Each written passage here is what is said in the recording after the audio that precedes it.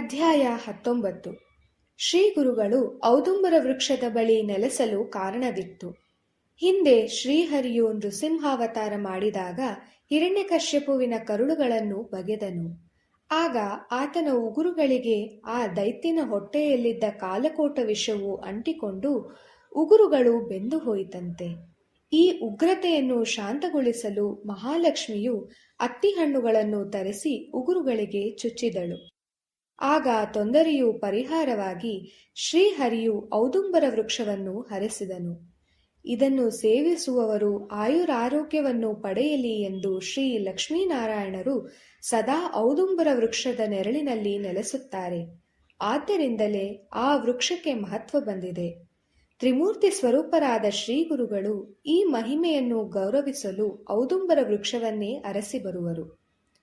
ಶ್ರೀ ಗುರು ಸಾನ್ನಿಧ್ಯಕ್ಕೆ ಮಧ್ಯಾಹ್ನದ ವೇಳೆ 64 ಮಂದಿ ಯೋಗಿನಿಯರು ದರ್ಶನಕ್ಕಾಗಿ ಬಂದು ದಿವ್ಯಾಹಾರಗಳನ್ನು ನೀಡಿದರು.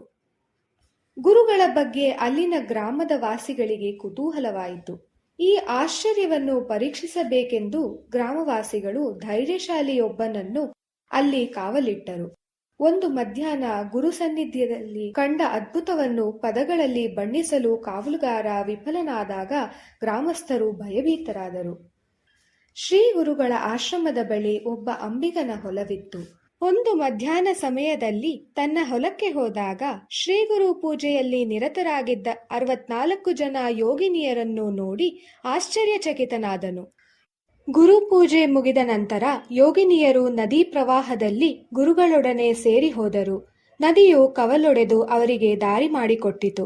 ಅಂಬಿಗನು ತನಗರಿವಿಲ್ಲದಂತೆಯೇ ಅವರನ್ನು ಹಿಂಬಾಲಿಸಿದನು. ಸ್ವಲ್ಪ ದೂರ ಸಾಗಿದ ಮೇಲೆ ಇಂದ್ರನ ಅಮರಾವತಿಯಂತಹ ದಿವ್ಯ ನಗರವು ತೋರಿತು. ಅಲ್ಲಿ ಸುವಾಸಿನಿಯರು ಶ್ರೀಗುರುಗಳನ್ನು ಆರತಿ ಎತ್ತಿ ಸ್ವಾಗತಿಸಿದರು. ಷೋಡಶೋಪಚಾರಗಳಿಂದ ಪೂಜಿಸಿದರು.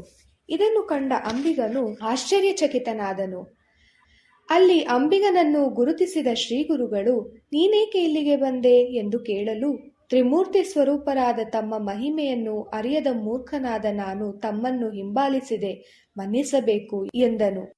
ಶ್ರೀಗುರುಗಳು, ನೀನು ಇಲ್ಲಿ ಕಂಡ ದೃಶ್ಯಗಳನ್ನು ಯಾರಿಗೂ ತಿಳಿಸಬೇಡ, ಅದನ್ನು ನೀನು ಪ್ರಕಟಿಸಿದ ದಿನವೇ ಮುಕ್ತಿ ಎಂದು ಎಚ್ಚರಿಕೆ ನೀಡಿ ಅವನನ್ನು ಅನುಗ್ರಹಿಸಿದರು. ಅಂಬಿಗನು ತನ್ನ ಮನೆಗೆ ಹಿಂತಿರುಗಿದನು. ಅವನಿಗೆ ಹೊಲದಲ್ಲಿ ಹೊನ್ನ ತುಂಬಿದ ಕೊಡವೊಂದು ದೊರೆಯಿತು. ಇದರಿಂದ ಅವನ ಜೀವನ ಅನಂತವಾಯಿತು. ಅಂಬಿಗನು ತನಗೆ ದೊರೆತ ಹಣವನ್ನು ಸದ್ವಿನಿಯೋಗ ಮಾಡಿದನು. ಆಗ ಮಾಘ ಹುಣ್ಣಿಮೆ ಬಂದಿತು. ಅಂಬಿಗನು, ಗುರುದೇವ, ಪ್ರಯಾಗ ಕ್ಷೇತ್ರದಲ್ಲಿ ಮಾಘ ಸ್ನಾನ ಮಾಡಿದರೆ ಪುಣ್ಯ ಬರುತ್ತೆಂದು ಕೇಳಿಬಲ್ಲೆ. ಆದರೆ ನನಗೆ ಕಾಶಿ ಪ್ರಯಾಗ ನೋಡುವ ಯೋಗ್ಯತೆ ಇದೆಯೇ ಎಂದನು. ಶ್ರೀ ಗುರುಗಳು, ಚಿಂತೆ ಬೇಡ, ನೀನು ಅಷ್ಟು ದೂರ ಹೋಗುವ ಅಗತ್ಯವಿಲ್ಲ. ಈಗ ನಾವು ಕುಳಿತಿರುವ ವ್ಯಾಘ್ರಸನದ ಅಂಚನ್ನು ಹಿಡಿದುಕೋ ಎಂದರು. ಕೂಡಲೇ ಅವರು ಅಂಬಿಗನೊಡನೆ ಆಕಾಶ ಮಾರ್ಗದಲ್ಲಿ ಪ್ರಯಾಗವನ್ನು ತಲುಪಿದರು. ಪ್ರಾತಃ ಸ್ನಾನವನ್ನು ಅಲ್ಲಿ ಮುಗಿಸಿ ಮಧ್ಯಾಹ್ನದ ಹೊತ್ತಿಗೆ ಕಾಶಿ ತಲುಪಿ ವಿಶ್ವೇಶ್ವರನ ದರ್ಶನ ಮಾಡಿಕೊಂಡು ಗಯಾ ಕ್ಷೇತ್ರವನ್ನು ತಲುಪಿದರು. ಅಲ್ಲಿಂದ ತೀರ್ಥಯಾತ್ರೆ ಮುಗಿದ ನಂತರ ಔದುಂಬರ ವೃಕ್ಷದ ಬಳಿ ತಲುಪಿದಾಗ ಅಂಬಿಗನು ಚಕಿತನಾದನು.